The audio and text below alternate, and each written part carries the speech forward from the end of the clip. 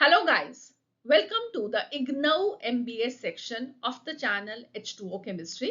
मेरा नाम है डॉक्टर ऋतु जौहर और मैं आज आपको क्या पढ़ाने वाली हूँ? MMPC 005 quantitative analysis for managerial applications का ब्लॉक 1 यूनिट 1 का चैप्टर कलेक्शन ऑफ डेटा। तो मेरे लेक्चर्स में आपको क्या मिलेगा, सबसे पहले ये अंडरस्टैंड कीजिए। आपको बहुत ही आसान तरीके से पढ़ाया जाएगा। यहाँ पे आपको पिक्टोरियली बहुत सारी चीजों को रिप्रेजेंट करके दिखाऊंगी मैं, सो दैट कि आपकी लर्निंग बहुत आसान हो सके। दूसरी चीज, आपको कंप्लीट नोट्स दूंगी जिससे आपको बहुत हेल्प रहेगा अपने एग्जाम की प्रेपरेशन करने के लिए। तो आप मेरी इन स्लाइड्स के स्क्रीनशॉट ले सकते हो या इनसे कॉपी डाउन करके अपने नोट्स बना सकते हो। एंड ट्रस्ट मी, आपने अगर इन स्लाइड्स को बहुत अच्छे से किया तो मैं आपको एक 100% गारंटी दे सकती हूँ कि आपके इग्नऊ के कंटेंट का कंप्लीट कवरेज आपको यहाँ पे एक बहुत अच्छे तरीके से मिलने वाला है। और साथ ही में आपको क्या मिलने वाला है, यहाँ पे साइड बाय साइड में आपको इग्नऊ के एग्जाम में क्या क्या क्वेश्चंस इस टॉपिक से पूछे जा सकते हैं या पूछे गए हैं वो साथ में बताऊंगी, तो आपकी तैयारी बहुत अच्छे से होगी। तो चलिए शुरू करते हैं आज की पढ़ाई और हमारा टॉपिक है कलेक्शन ऑफ डेटा। अब कलेक्शन ऑफ डेटा में सबसे पहले हम क्या काम करेंगे, हम डिफाइन करेंगे कि डेटा है क्या। फिर उसके बाद हम अंडरस्टैंड करेंगे कि क्यों हमको डेटा को कलेक्ट करना है, किस किस तरीके से हमने डेटा को कलेक्ट करना है, सो दैट कि हम उससे एक अच्छा रिजल्ट लेकर आ सकें। ठीक, तो डेटा क्या है? Data is the raw material of any research. Without data, we cannot take any meaningful decision. ठीक, इसका आपको एक एग्जाम्पल देती हूँ। एक स्कूल है जो कि क्लास 10th तक है और अब वो अपनी क्लासेस को 11th और 12th तक एक्सटेंड करना चाह रहा है। और अब वो ये सोच रहा है कि हमको कौन कौन से कोर्सेज उसमें रखने हैं 11th और 12th के स्टूडेंट्स के लिए। एक तो है कि बस वो सारे के सारे कोर्सेज रख दे, या दूसरा है कि वो अपने बच्चों से एक चॉइस फिलिंग करा रहे हैं कि आप कौन सा कोर्स लेना चाहते हैं और वो उन्हीं कोर्सेज को शुरू करें जो उनके लिए फायदेमंद है, जो उनके ज्यादा बच्चे ऑप्ट करना चाहते हैं। राइट, तो ये जो बच्चों से वो चॉइस फिलिंग कराकर उसको कलेक्ट करके उसके हिसाब से डिसीजन ले रहे हैं, तो वेल वो है हमारा डेटा। तो डेटा क्या है? डेटा सिंपली कुछ रॉ फैक्ट्स और फिगर्स हैं जिनको कलेक्ट किया जाता है फ्रॉम वेरियस सोर्सेस। अब उसके बाद कलेक्शन के बाद उस डेटा को प्रोसेस किया जाता है, उसको ऑर्गेनाइज किया जाता है सो दैट कि उसमें से कुछ मीनिंगफुल इंफॉर्मेशन लिख सके। तो कितने स्टूडेंट्स कौन सी ब्रांच ऑप्ट करना चाहते हैं वो उन्होंने उसमें से मीनिंगफुल इंफॉर्मेशन निकाली, उस इंफॉर्मेशन के बेस पे वो डिसीजन लेते हैं सो दैट कि एक अच्छा डिसीजन लिया जा सके। और अगर एक अच्छा डिसीजन लिया जाएगा तो डेफिनेटली उसमें उनको सक्सेस जरूर मिलेगी। Right, so I hope you now understand कि डेटा सिंपली है क्या, कुछ रॉ फैक्ट्स और फिगर्स। ठीक है, फॉर एग्जाम्पल कि एक जगह के नंबर ऑफ स्टूडेंट्स को काउंट करना, कहीं की सेल्स कि क्या फिगर्स है उसको कलेक्ट करना, टेम्परेचर की रीडिंग्स को कलेक्ट करना या सर्वे के थ्रू वेरियस रिस्पॉन्सेस को कलेक्ट करना। Right, so why is now this data important? Data इसलिए इंपॉर्टेंट है क्योंकि वो डिसीजन मेकिंग में हेल्प करता है, वो फैक्ट्स और फिगर्स प्रोवाइड करता है जिससे अनसर्टेनिटी कम हो जाती है, प्लानिंग बेटर तरीके से की जा सकती है, बिजनेस परफॉर्मेंस को इंप्रूव किया जा सकता है।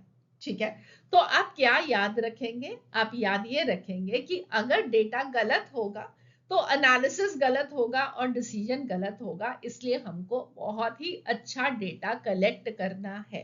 राइट, तो कोई भी मैनेजरियल डिसीजन लेने से पहले very very important that we collect good data. Okay,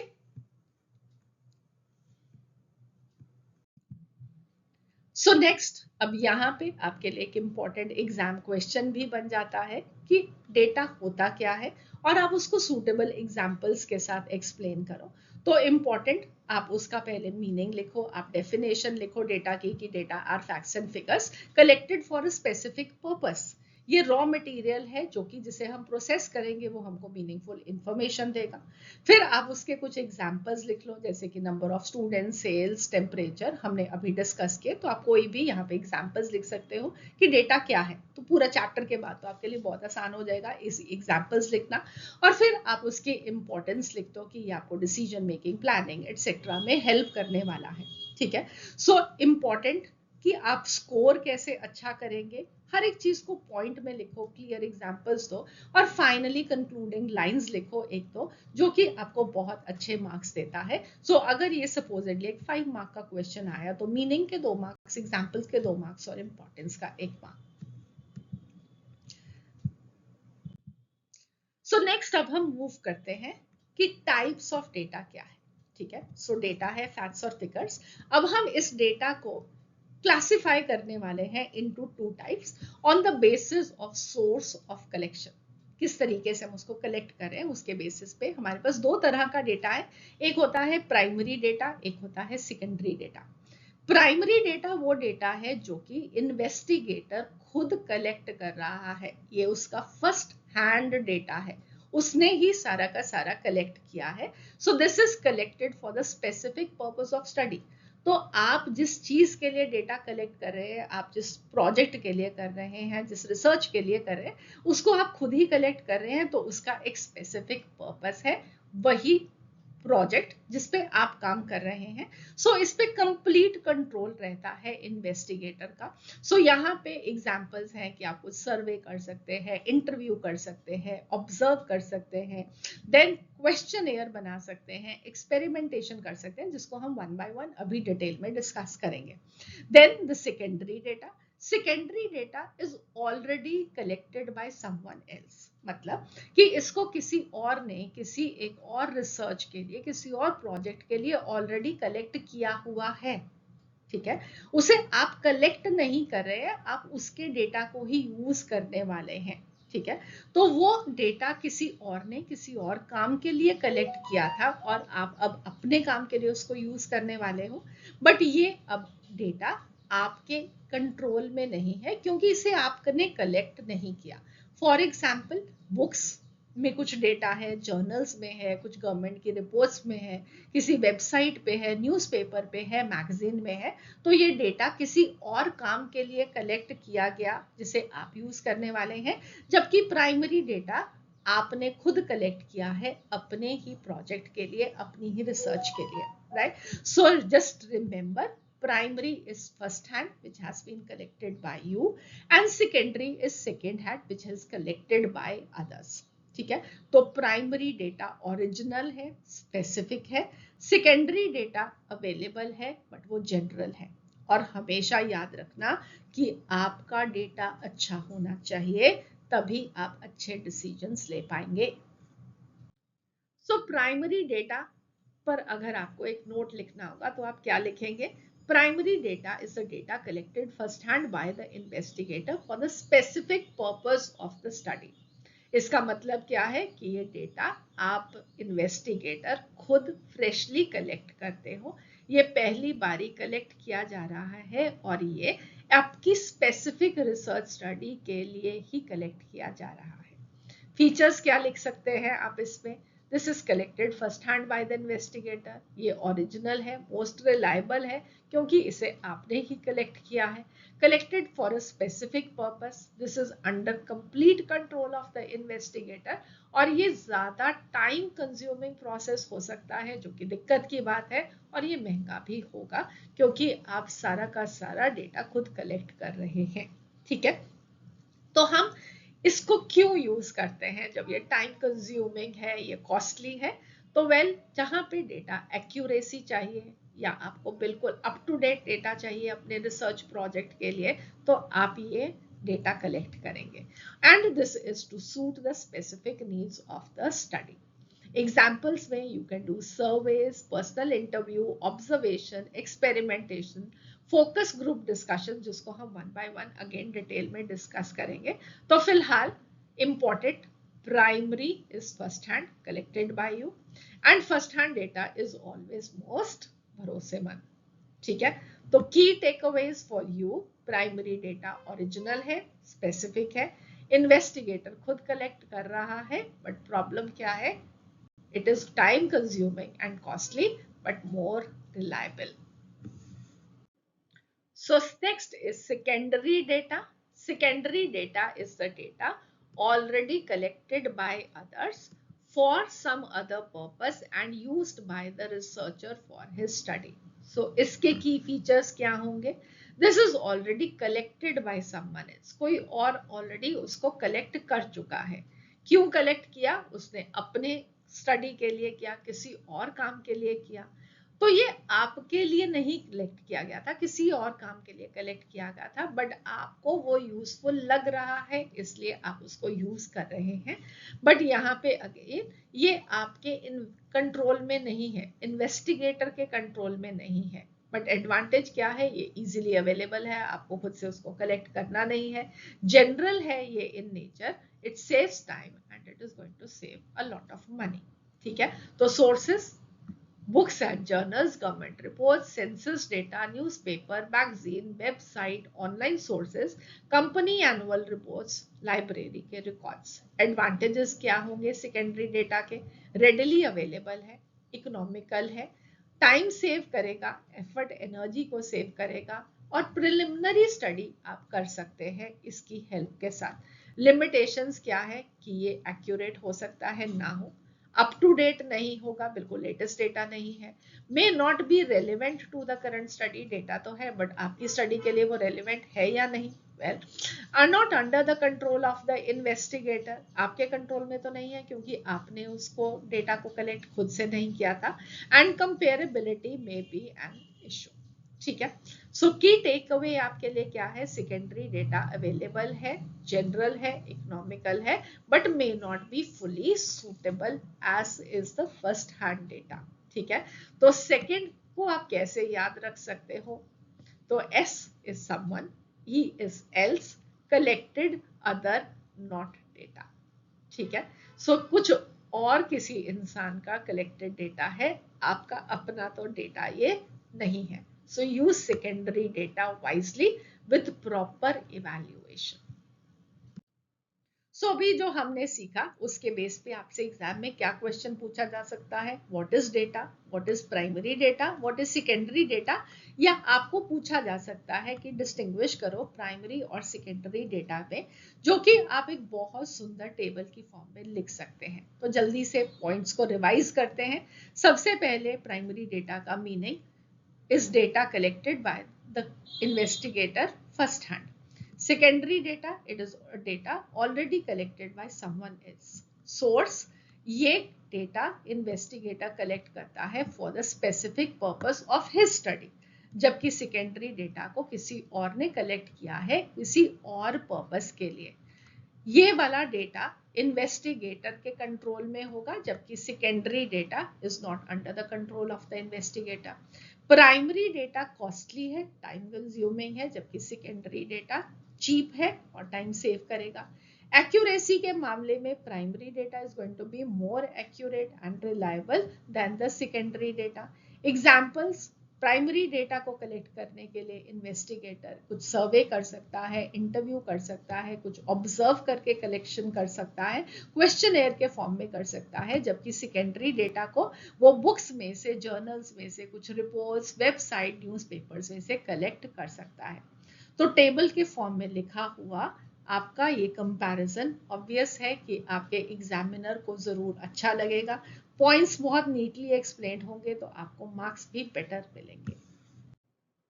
सो अब आपने ये जान लिया कि डेटा क्या होता है, कुछ फैक्ट्स और फिगर्स, और फिर हम डेटा को कैसे क्लासिफाई करते हैं into primary data and secondary data. तो अब हम नेक्स्ट मूव करते हैं to understanding methods of collection of primary data. तो प्राइमरी डेटा को कलेक्ट करने के हमारे पास दो तरीके हैं, एक है ऑब्जर्वेशन मेथड और दूसरा है क्वेश्चनेयर मेथड। ऑब्जर्वेशन मेथड के अंदर इन्वेस्टिगेटर पर्सनली देखता है कुछ इवेंट्स को, बिहेवियर को, और फिर उसको रिकॉर्ड करता है। फॉर एग्जाम्पल कि एक स्टोर के अंदर कितने कस्टमर्स आ रहे हैं उसको ऑब्जर्व करना, या उनका बिहेवियर ऑब्जर्व करना, ट्रैफिक मूवमेंट को ऑब्जर्व करना, कितने लोग एक रेड लाइट को क्रॉस करके जा रहे हैं वो डेटा को काउंट करना, कुछ मशीन के ऑपरेशंस को ऑब्जर्व करना। तो यहाँ पर इन्वेस्टिगेटर खुद से रिकॉर्ड कर रहा है जो भी उसकी ऑब्जर्वेशंस है रिलेटेड टू उसकी स्टडी। और दूसरा मेथड है क्वेश्चनेयर मेथड, जहां पे इन्वेस्टिगेटर एक क्वेश्चनेयर बनाता है जिसके अंदर उसने कुछ क्वेश्चंस को पहले ही तैयार किया होता है और फिर वो उसको देता है to the respondents to be filled. और इसको अगेन हम आगे क्वेश्चनेयर के भी 3 टाइप्स हैं कि हम उस क्वेश्चनेयर को कैसे भरवा सकते हैं, by a personal interview, by a mail questionnaire, या एक टेलीफोनिक इंटरव्यू। इन सब को हम 1 बाय 1 डिटेल में डिस्कस करते हैं। सिंपली अभी आप एक चीज याद रखो कि प्राइमरी डेटा को कलेक्ट करने के लिए आपके पास 2 मेथड है, पहला ऑब्जर्वेशन और दूसरा क्वेश्चनेयर। और क्वेश्चनेयर आगे 3 तरह का होगा which we will have as personal interview, mail questionnaire and telephonic interview. So सबसे पहले ऑब्जर्वेशन मेथड। तो जैसे मैंने आपको बोला ऑब्जर्वेशन मेथड क्या है, जहां पे रिसर्चर पर्सनली देखता है और रिकॉर्ड करता है इवेंट्स को, किसी के बिहेवियर को, एक्टिविटीज को, जैसे वो हो रहे होते हैं, राइट। तो इसके की पॉइंट क्या है ऑब्जर्वेशन मेथड के, यहाँ पे there are no direct questions asked, कोई भी किसी से क्वेश्चन नहीं पूछा जा रहा। Data is collected by watching and noting. So सिर्फ ऑब्जर्व किया जा रहा है और डेटा को नोट किया जा रहा है। Useful for studying real behaviour in natural situation. तो एक पर्टिकुलर सिचुएशन में किस तरीके से कोई बिहेव करता है उसको स्टडी करने के लिए इस ऑब्जर्वेशन मेथड को यूज किया जाता है, और ये एक्यूरेट इंफॉर्मेशन प्रोवाइड करता है, एक अनबायस्ड इंफॉर्मेशन प्रोवाइड करता है। अब इसके examples, observing customer shopping behaviour in a store एक एग्जांपल हो सकता है, ऑब्जर्वेशन हम देख रहे हैं। Counting vehicles at a traffic signal, observing students behaviour in a class. ठीक है। अब आपको यहाँ पे प्रीवियस ईयर क्वेश्चन जैसे कि इग्नू के एग्जाम्स में पूछा गया है वो क्या है कि explain the observation method of collecting primary data. तो यहाँ पे जब भी आप क्वेश्चन को अटेम्प्ट करोगे सबसे पहले आप लिख सकते हो व्हाट इज प्राइमरी डेटा, फिर उसके बाद कि ये प्राइमरी डेटा को कलेक्ट करने का one of the methods is observation method, और फिर आप उसके की पॉइंट्स एग्जांपल्स वगैरह दे सकते हैं। अब यहाँ पे ऑब्जर्वेशन मेथड के कुछ एडवांटेजेस भी हैं, कुछ डिसएडवांटेजेस भी हैं, तो let us learn them. So observation method के एडवांटेजेस, सबसे पहला captures real and actual behaviour as it occurs. ठीक है। तो ये रियल एक्चुअल बिहेवियर को डेटा इंक्लूड करने वाला है। यहाँ पे कोई भी डायरेक्ट क्वेश्चन नहीं पूछा जाता, इसलिए रिस्पोंडेंट का कोई भी बायस इसके अंदर नहीं आता। ये बहुत ही यूजफुल मेथड है जहां पे हमने किसी के बिहेवियर को स्टडी करना हो, ऐसा बिहेवियर जो कि एक इंसान खुद से एक्सप्रेस नहीं कर पा रहा। This provides very accurate and unbiased information, again क्योंकि रिस्पोंडेंट तो इसमें इंक्लूड ही नहीं हुआ, आपने उससे कोई क्वेश्चन पूछा ही नहीं। सो ये बहुत हेल्पफुल है एक्सप्लोरेटिव स्टडीज में, और जहां पे रिस्पोंडेंट या तो रिस्पॉन्ड करना नहीं चाहता, आंसर करना नहीं चाहता, या वो कर ही नहीं सकता। ठीक है।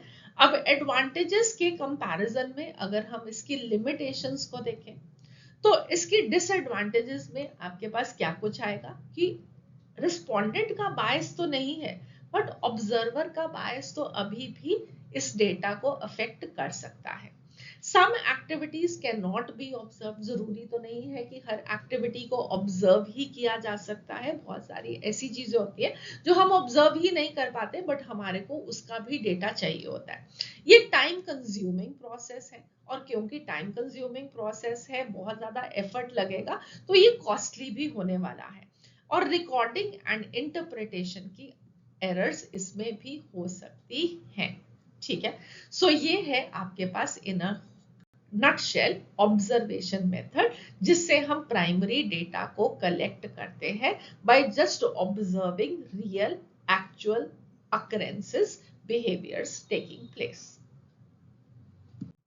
So the next method is the questionnaire method, जो कि एक बहुत इंपॉर्टेंट मेथड है प्राइमरी डेटा को कलेक्ट करने के लिए। और इस मेथड में इन्वेस्टिगेटर कुछ रिटन क्वेश्चंस को पहले ही एडवांस में प्रिपेयर करेगा और वो रिस्पोंडेंट को देगा to fill in the answers. So इसके की पॉइंट्स क्या हैं? सबसे पहले आपको क्वेश्चंस को प्रिपेयर करना होगा in advance according to the research आपको जो करनी है। फिर उसके बाद रिस्पोंडेंट आंसर्स को भरेगा अपने आप और फिर क्वेश्चनियर को वापस करेगा। ये मेथड कहाँ पे एडवांटेजियस है? ये मेथड वहां पे एडवांटेजियस है जहां पे एक पॉपुलेशन का साइज बहुत बड़ा है और वो ज्योग्राफिकली स्कैटर्ड है, बहुत दूर दूर जगह पे लोग हैं जिनसे आप ये डेटा कलेक्ट करना चाहते हो।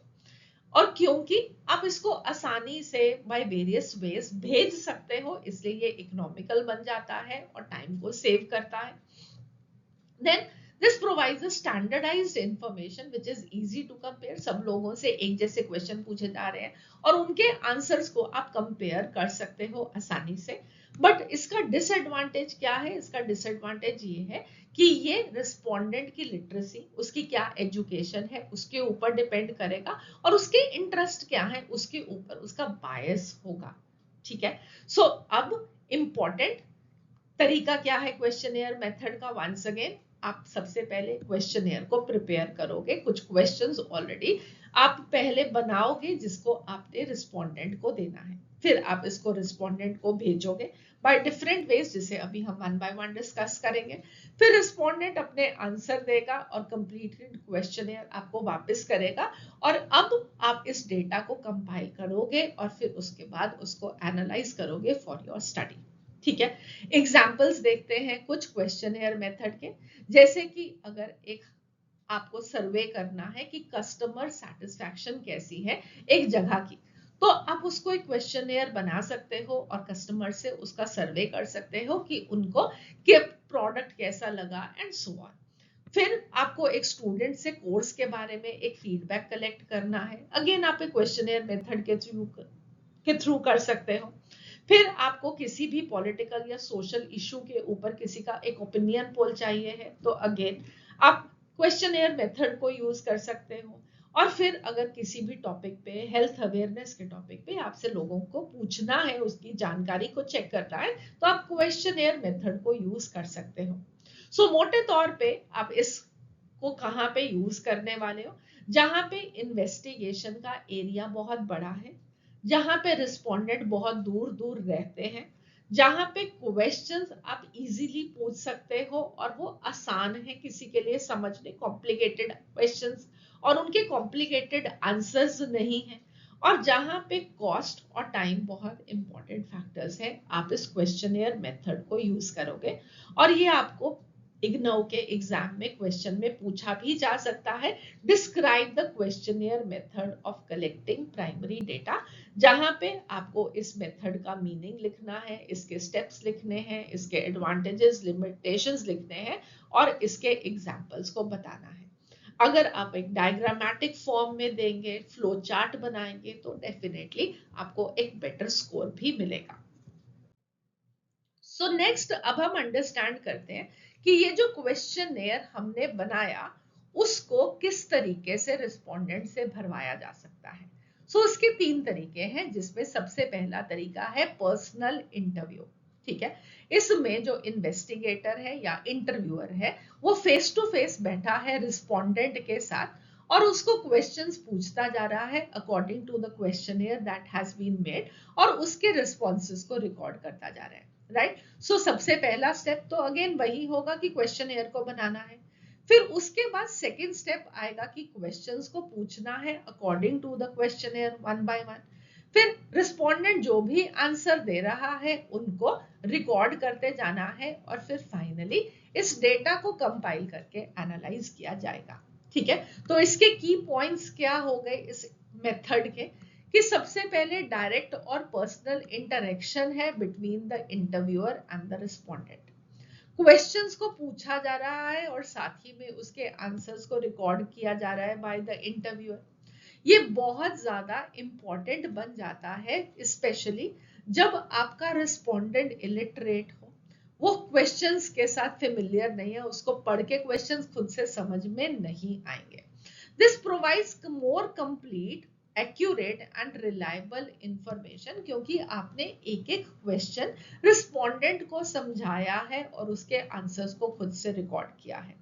और ये डिसएडवांटेज क्या होगा इस प्रोसेस का, अगेन कि बहुत ही टाइम कंज्यूमिंग होने वाला है और कॉस्टली होने वाला है, अगर स्पेशली आपको अलग अलग जगह पे जाकर इस डेटा को खुद से रिकॉर्ड करना होगा। ठीक है, इसके एग्जाम्पल्स क्या हैं?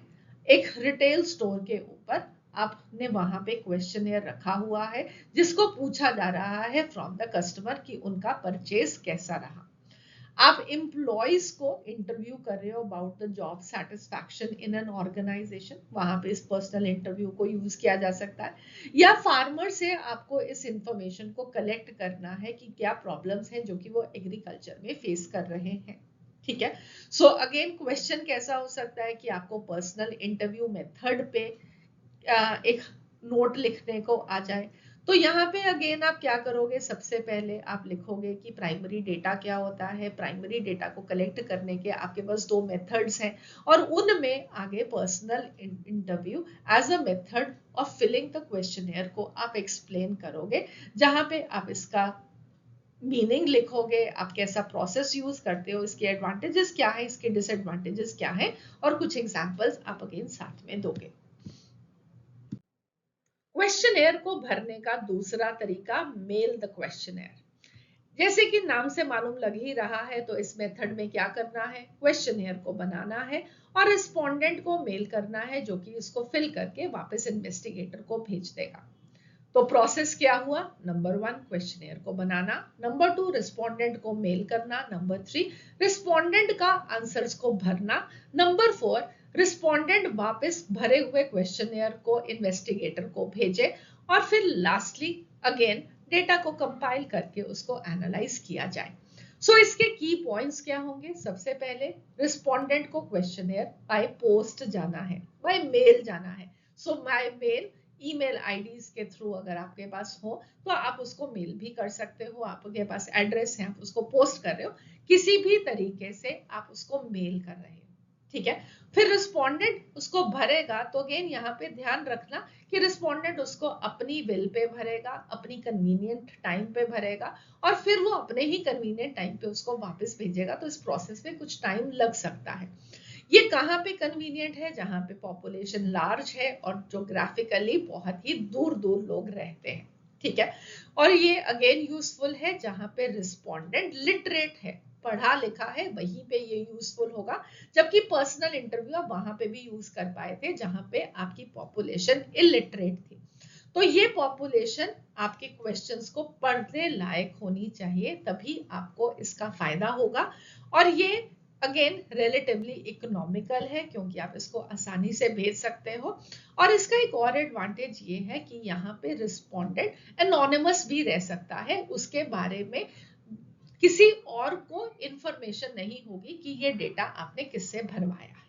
ठीक है, तो इसके मेरिट्स और डीमेरिट्स क्या हैं। सबसे पहले मेरिट, तो ये एक लार्ज ज्योग्राफिकल एरिया को कवर कर सकता है, ये रिलेटिवली इकोनॉमिकल है, रिस्पोंडेंट्स के पास टाइम होता है सोचने के लिए और अपने आंसर्स को देने के लिए। इन पर्सनल इंटरव्यू में उसको इमीडिएटली तभी देने होते हैं, यहाँ पे वो अपना टाइम ले सकता है अपने आंसर्स को सोचने के लिए, प्लस वो एनोनिमस रह सकता है, उसकी प्राइवेसी मेंटेन रह सकती है। डीमेरिट क्या है, ये सिर्फ लिटरेट लोगों के लिए है, जो आंसर करना चाहते हैं वही उसी को फायदा, वही से आपको फायदा मिलेगा, right. So only literate and interested respondents will answer. यहाँ पे रिस्पॉन्स रेट लो भी हो सकता है, सब लोग आपके उस क्वेश्चनेयर को भरेंगे ही नहीं। नो क्लैरिफिकेशन ऑफ डाउट, अगर कोई उनके दिमाग में कोई क्वेश्चन के ऊपर डाउट आ रहा है पर वो आपसे इसको क्लैरिफाई नहीं कर पाएंगे, जो कि पर्सनल इंटरव्यू में कर पा रहे थे। ठीक है, और यहाँ पे आपका जो क्वेश्चनियर है, कंप्लीट होने के बाद आपको वापस मिले। अगेन जैसे मैंने आपको बताया, आपके प्रोसेस में टाइम लग सकता है, डिले हो सकता है, ठीक है। सो आपको इसको कहाँ पे यूज करना है? जब आपका एरिया ऑफ इन्वेस्टिगेशन बहुत लार्ज हो, जहां पे रिस्पोंडेंट वाइडली स्कैटर्ड है, जबकि टॉपिक बहुत हाईली सेंसिटिव टॉपिक नहीं है, और कॉस्ट और टाइम इंपॉर्टेंट कंसिडरेशंस है। क्वेश्चन में अगेन आपसे पूछा जा सकता है, what is mail questionnaire method of collecting primary data, जहां पे आप इसका मीनिंग बताओगे, प्रोसेस बताओगे, मेरिट्स बताओगे, डीमेरिट्स बताओगे, सूटेबल एग्जांपल्स दे सकते हो for the complete understanding of the topic. So third method अब हमारा क्या है क्वेश्चनियर को भरवाने का? वो है टेलीफोनिक मेथड, ठीक है। सो इस मेथड में इन्वेस्टिगेटर अगेन क्वेश्चनियर को बनाएगा और रिस्पोंडेंट से ओवर द टेलीफोन उसके आंसर्स पूछेगा और उनके आंसर्स को रिकॉर्ड करेगा। सो ये एक टेलीफोनिक पर्सनल इंटरव्यू कह सकते हैं, ठीक है। तो क्वेश्चनियर को बनाना, इन्वेस्टिगेटर रिस्पोंडेंट को कॉल करेगा और फिर रिस्पोंडेंट अपने आंसर बताएगा और इन्वेस्टिगेटर उनको रिकॉर्ड करके अपने डेटा को कंपाइल करके एनालाइज कर सकता है। अब की पॉइंट्स क्या होंगे? Questions they are asked to the respondent over the telephone. Interviewer को आंसर खुद से कॉल में मिलेंगे, लेस एक्सपेंसिव है in comparison to the personal interview. suitable when respondents have the telephone, telephone होना तो जरूरी है, और यहाँ पे सिर्फ लिमिटेड नंबर ऑफ क्वेश्चंस ही पूछे जा सकते हैं, फोन पे इतनी लंबी इंटरव्यू नहीं ली जा पाएगी, ठीक है। तो इसके मेरिट क्या हो गए? क्विक और कन्वीनियंट मेथड है, लेस एक्सपेंसिव है पर्सनल इंटरव्यू के कंपैरिजन में, रिस्पॉन्सेज इमीडिएटली आ जाएंगे, मेल क्वेश्चनियर में टाइम लग रहा था आने में, and this is suitable for simple and factual information, ठीक है। डीमेरिट्स क्या है? डीमेरिट्स है जिनके कांटेक्ट नंबर होंगे, जिनके पास आपके पास टेलीफोन जिनके पास है, आप उनसे ही सिर्फ इसको पूछ पाओगे। बहुत ज्यादा क्वेश्चंस आप टेलीफोन पे नहीं पूछ सकते हो, सो आपको क्वेश्चंस का नंबर काफी कम रखना पड़ता है। विजुअल कांटेक्ट नहीं होता, बहुत सारी क्लैरिफिकेशंस जो होती है वो लिमिट हो जाती है यहाँ पे, और बहुत सूटेबल नहीं है जहां पे इन डेप्थ या सेंसिटिव इंफॉर्मेशन के ऊपर आपको क्वेश्चनियर को भरवाना होगा। तो आप इसको कहां पे यूज करोगे? अगेन जहां पे respondents they are widely scattered, जहां पे आपको इंफॉर्मेशन फटाफट चाहिए, वहां पे आप टेलीफोन से उसको पूछ सकते हो। जहां पे टॉपिक बहुत ज्यादा हाईली सेंसिटिव नहीं है और कॉस्ट एक इंपॉर्टेंट कंसिडरेशन है। सो क्वेश्चन में अगेन ये भी आपको एक 5 नंबर के क्वेश्चन के फॉर्म में पूछा जा सकता है, या आपको सारे के सारे types of collecting the primary data एक बड़े क्वेश्चन की तरह पे पूछा जा सकता है। सो आई होप आपको ये कंप्लीट अंडरस्टैंडिंग हो गई। सो जल्दी से रिवाइज करते हुए, क्योंकि ये एक इंपॉर्टेंट क्वेश्चन है इग्नू एग्जामिनेशन के लिए कि आप प्राइमरी डेटा को कैसे कलेक्ट करेंगे, ठीक है। सो हमारे पास दो ब्रॉड मेथड, ऑब्जर्वेशन मेथड और क्वेश्चनियर मेथड। ऑब्जर्वेशन मेथड जहां पे आप ऑब्जर्व करने वाले हो, और क्वेश्चनियर मेथड जहां पे आप क्वेश्चंस पहले तैयार करने वाले हो और फिर उसको पर्सनल इंटरव्यू के थ्रू या मेल करके क्वेश्चनियर को भरवाकर या टेलीफोनिक इंटरव्यू के थ्रू आप इन क्वेश्चनियर्स को भरवाओगे, अपना डेटा कलेक्ट करके और एनालाइज करोगे। कैसे याद रख सकते हो आप इस सब चीजों को? तो जस्ट रिमेंबर अ निमोनिक OQPMT, OQPMT। ऑब्जर्वेशन करेंगे या क्वेश्चनियर भरवाएंगे, और क्वेश्चनियर को कैसे भरवाएंगे? पर्सनल इंटरव्यू से, मेल करेंगे क्वेश्चनियर को या टेलीफोनिक इंटरव्यू से। और याद रखेंगे कि primary data investigator first hand खुद कलेक्ट करता है using the observation method and the questionnaire method. So thank you so much for watching unit 1 part 1। Exactly अभी आपका ये चैप्टर पूरा नहीं हुआ है, इसका पार्ट 2 बाकी है, जिसके अंदर अभी हमको पढ़ना है designing of the questionnaire. Primary data को लेकर अभी एक टॉपिक और बचा है, that is editing of primary data, अभी हमको वो समझना है। फिर हमने सीखना है सोर्सेज ऑफ सेकेंडरी डेटा, और लास्ट टॉपिक रहेगा census and sample. So if you liked the lecture, please do like it. Also do subscribe for the upcoming IGNOU MBA videos from me, and also do share it with your fellow MBA learners. So bye for now. See you again for the next time.